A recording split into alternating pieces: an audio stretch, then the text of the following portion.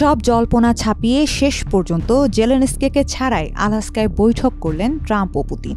এই বৈঠক ঘিরে যুদ্ধ বন্ধে আশার আলো দেখছিলেন অনেকেই। বৈঠক শেষে যাদের অনেকেই আবার বেশ হতাশ হয়েছেন, কারণ কোনো চুক্তি বা সিদ্ধান্ত ছাড়াই শেষ হয়েছে দুই নেতার বৈঠক। যদিও ইউক্রেন ইস্যুতে রুশ প্রেসিডেন্ট ভ্লাদিমির পুতিনের সঙ্গে বৈঠকটি অত্যন্ত ফলপ্রসূ হয়েছে বলে জানিয়েছেন মার্কিন প্রেসিডেন্ট ডোনাল্ড ট্রাম্প। তিনি বলেছেন, এখনও কিছু বিষয়ের মীমাংসা বাকি। যুক্তরাষ্ট্রের আলাস্কায় বাংলাদেশ সময় 15 আগস্ট দিবাগত রাতে প্রায় 3 ঘণ্টা বৈঠক করেন পরাশক্তিধর দুই দেশের নেতা। পরে যৌথ সংবাদ সম্মেলনে কথা বলেন ট্রাম্প ও পুতিন। আলাস্কার অ্যাঙ্করেজ শহরে অ্যালমেন্ড্রফ রিচার্ডসন সামরিক ঘাঁটিতে বৈঠকটি অনুষ্ঠিত হয়। এই বৈঠক ঘিরে গোটা বিশ্বের নজর ছিল আলাস্কায়। সংবাদ সম্মেলনে ট্রাম্প বলেন, পরবর্তী সময়ে অগ্রগতি অর্জনের জন্য আমাদের খুব ভালো সুযোগ রয়েছে।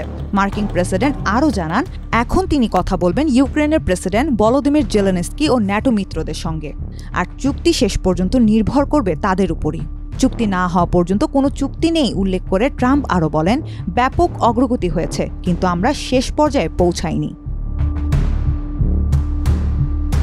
বৈঠকে আলোচনার কেন্দ্রে ইউক্রেন সংঘাত ছিল জানিয়ে রুশ প্রেসিডেন্ট বলেন, একটি স্থায়ী ও দীর্ঘমেয়াদী সমাধানের জন্য আমাদের এই সংঘাতের মূল কারণগুলো নির্মূল করতে হবে। তবে মূল কারণগুলো বলতে তিনি কি বুঝিয়েছেন তা বিস্তারিত উল্লেখ করেননি তিনি। ভ্লাদিমির পুতিন বলেন, ইউক্রেন ও ইউরোপীয়রা শান্তি প্রক্রিয়ায় বাধা না দেওয়ার পথ বেছে নেবেন বলে আশঙ্কা করছি। পুতিন আরও বলেন, ট্রাম্প স্পষ্টত তার দেশের সমৃদ্ধির বিষয়ে মনোযোগী, তবে তিনি এটাও বুঝেছেন রাশিয়ারও নিজের স্বার্থ রয়েছে। 2022 সালের 24 ফেব্রুয়ারি ইউক্রেনে সর্বাত্মক সামরিক অভিযান শুরু করে রাশিয়া। এই যুদ্ধ ঘিরে রাশিয়ার সঙ্গে যুক্তরাষ্ট্রের সম্পর্ক তলানিতে ঠেকে। যুদ্ধক্ষেত্রে রুশ বাহিনীকে প্রতিরোধের জন্য ইউক্রেনকে বিপুল আধুনিক সমরাস্ত্র সরবরাহ করে যুক্তরাষ্ট্র। সেই সঙ্গে রাশিয়ার উপর নানা ধরনের নিষেধাজ্ঞা দেয় যুক্তরাষ্ট্র ও তার পশ্চিমা মিত্ররা।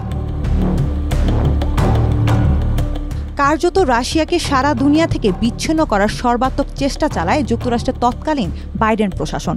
এ পরিস্থিতির মধ্য দিয়ে 3.5 বছর ধরে যুদ্ধ চালিয়ে আসা রাশিয়া ইউক্রেনের একটি বড় অংশ দখল করে আসছে। সংবাদ সম্মেলনে যুক্তরাষ্ট্রের সঙ্গে রাশিয়ার সম্পর্ক নিয়েও কথা বলেন ভ্লাদিমির পুতিন। তিনি বলেন, কয়েক বছর ধরে যুক্তরাষ্ট্র ও রাশিয়ার মধ্যে শীর্ষ পর্যায়ে কোনো বৈঠক হয়নি। দুই দেশের সম্পর্ক স্নায়ুযুদ্ধের পর সবচেয়ে খারাপ পর্যায়ে পৌঁছেছিল। 2020 সালের নির্বাচনের পর যুক্তরাষ্ট্রের প্রেসিডেন্ট থাকলে ইউক্রেনের যুদ্ধ শুরুই হতো না বলে ডোনাল্ড ট্রাম্প বারবার যে দাবি করে আসছেন তার সঙ্গেও একমত প্রকাশ করেন পুতিন।